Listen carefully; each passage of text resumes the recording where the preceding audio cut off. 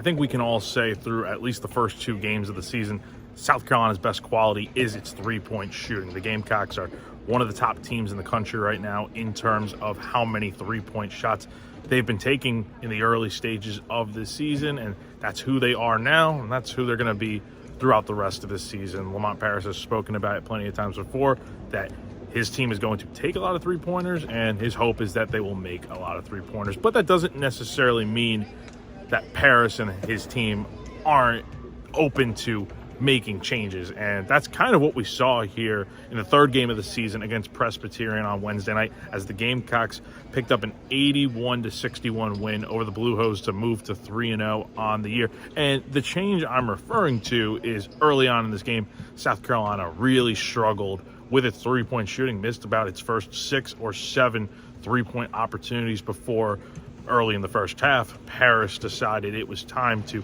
make somewhat of a change, where not changing up the entire offensive scheme, but more so just driving inside to the basket, taking more shots at the rim, and seeing what happens. And it worked out pretty well for South Carolina tonight. Now, still took a decent amount of three-point shots in this game, but not as much of a reliance on it as you would think, compared to the previous game where South Carolina took a program high in how many three-point shots it had.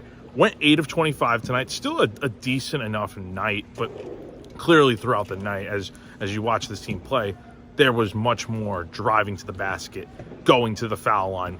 Had 32 free throws tonight, made 25 of them, and still had some guys that made those three-point shots. I think a lot of that has to do with the fact that when the Gamecocks were moving and going to the rim, some open looks were created as a byproduct of that, and it worked out really well tonight. Spread the floor, had a lot more moving to the basket, and it was a strategy that, look, South Carolina is going to take a ton of three-point shots this season. That's not going to change just on one game alone, but it is good to see that this team was willing to and able to adjust mid-game and try something different to get some better results, because what they were doing early on in this game with their reliance on the three-point shooting wasn't working. Defensively, also really good tonight, I think, for the most part. Now, were there some times where South Carolina gave up some shots inside? Yes, but overall, when you hold Presbyterian without a three-pointer, 0 of 8 on the entire night, I think that's a really good sign. And Presbyterian shot 42.4%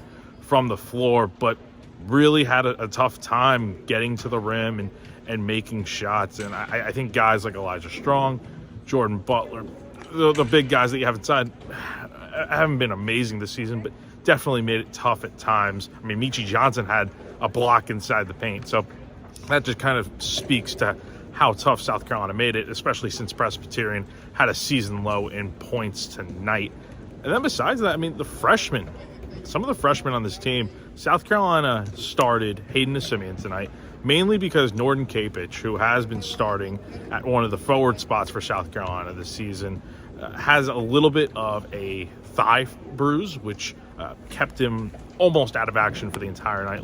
Paris wasn't initially going to play Capich, but once the score kind of got out of hand and in the Gamecocks' favor, he felt, let's give Capich a few minutes, and then once that happened, he kind of decided, okay, let's take him out, because this wasn't probably the best decision. But as a result, Simeon got the start, had 5 points, not really stuff in the stat sheet, but played 15 minutes, and we know what South Carolina is getting from Eli Ellis. But Grant Polk had a really solid night coming off the bench, had 12 points, went 4 of 4 from three-point range. This team has a ton of three-point shooters, a lot of guys that it will count on to make shots from behind the arc this season. But Polk, keep an eye on him as the season goes on, because he's definitely someone that could be a real nice asset that you don't necessarily think of when you think of the Michis and the Eli Ellises of the world. Grant Polk can certainly be a guy that makes those three-point shots that South Carolina is going to need to hit as the season wears on. So, once again, the Gamecocks are now 3-0 on the year after an 81-61 win over Presbyterian here on Wednesday. South Carolina will be back in action next Tuesday night, 7 p.m., taking on Radford on SEC Network Plus right here at Colonial Life Arena, where we'll have all live coverage and updates for you. So, for GamecockCentral.com, I'm Jack Veltri.